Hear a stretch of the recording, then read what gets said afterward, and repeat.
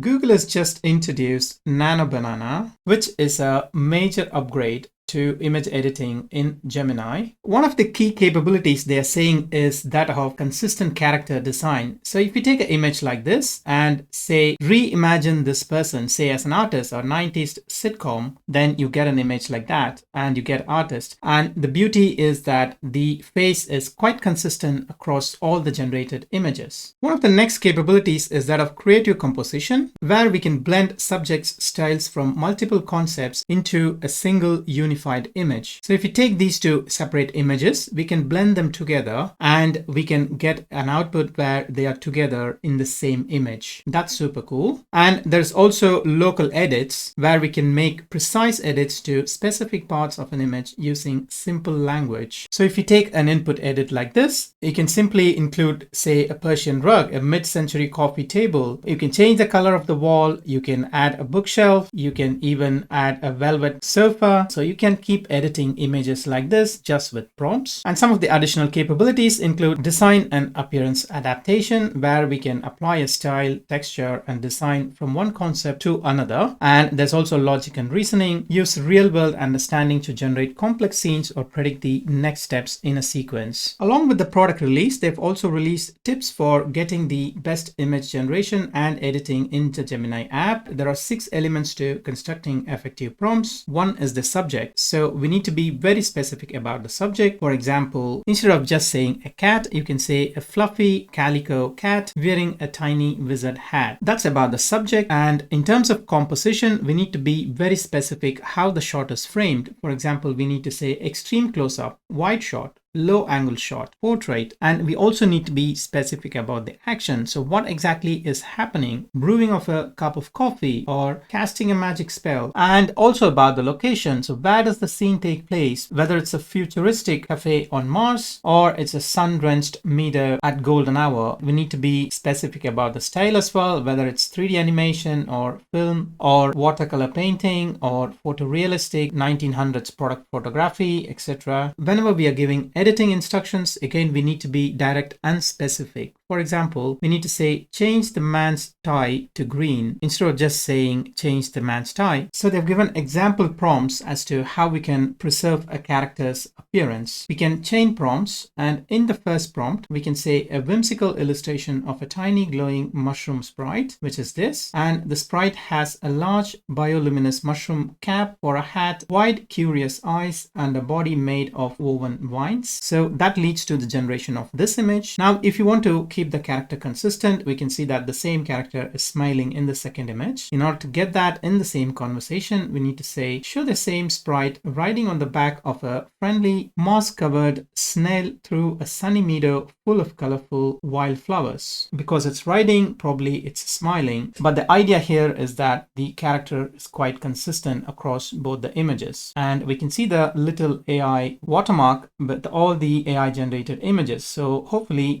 Google has made this a standard to indicate that the image is AI generated. In another example, if you want to have targeted transformations, then in the first prompt, you can generate the image by saying a high quality photo of a modern minimalist living room with a gray sofa, a light wood coffee table, and a large potted plant. That gives you an image something like this. And for editing, you can just be specific. In one line, you can say change the sofa's color to a deep navy blue, and we can see how well that has done the job. It is simply change the color. 3 or 4 years ago, segmenting out the leaves was a huge problem. Forget about generating, but now we are talking about editing something that's in the background completely without changing anything with that of the leaves. So that is amazing progress, in my opinion. If you want to leverage the logic and reasoning capability of the model, we could ask it to generate an image in the first prompt. Let's say generate an image of a person standing holding a 3-tiered cake. So that would give this image. And in the same session, if you just say generate an image showing what would happen if they flipped, and the model applies its reasoning and it shows this cake just getting cracked and all these flowers just flying from the cake, and that is quite realistic of what would happen if the cake is actually flipped. So the model applies its logical reasoning. So to get started with playing around with the model, all we have to do is go to aistudio.google.com, and it gives this message that the model has limited free quota for testing, and by default it it's a new model that's chosen, which is Gemini 2.5 Flash Image Preview, and they have given the cost, but hopefully it's currently free for limited testing. I'm going to ask it to generate a 3-layered cake for a child's birthday with panda on top. So that looks cool, and the cake typically looks like a 3-year-old's cake. Now in the same conversation, I'm going to say remove the panda and replace it with rabbit, and it comes up with this very cute image of a rabbit on top of a 3-layered birthday cake, and even the backgrounds are just like in a bouquet, and we can all see the decorations in the background, and it's quite realistic. I'm now going to ask it to generate an image of a Gaussian with different standard deviation. Let's see what it does. It says blue is standard deviation of 0.5 and green is 1.5 equal to 3.0. So I'm not sure what that means. I didn't talk anything about the mean. To me, it doesn't look right actually. The 3 Gaussians are all over the place. Anyway, but it has got a clean curve. So what I was after was a plot like this, where we have sigmas 5, sigmas 10 and sigmas 20, and we can see that the bell curve flattens as we increase the value of sigma. Anyway, that's not what we got, so that's fine. Let's move on to the next example and just ask, show me different logos and swag designs for my YouTube channel, AI Bytes. Let's see what it does. So it came up with this, which is very close to our logo, but it has a crescent for some reason. I don't know why. And we also have this kind of playful and approachable example. I would probably opt for this if the channel is more for kids, and this retro tech inspired option. And it's also designed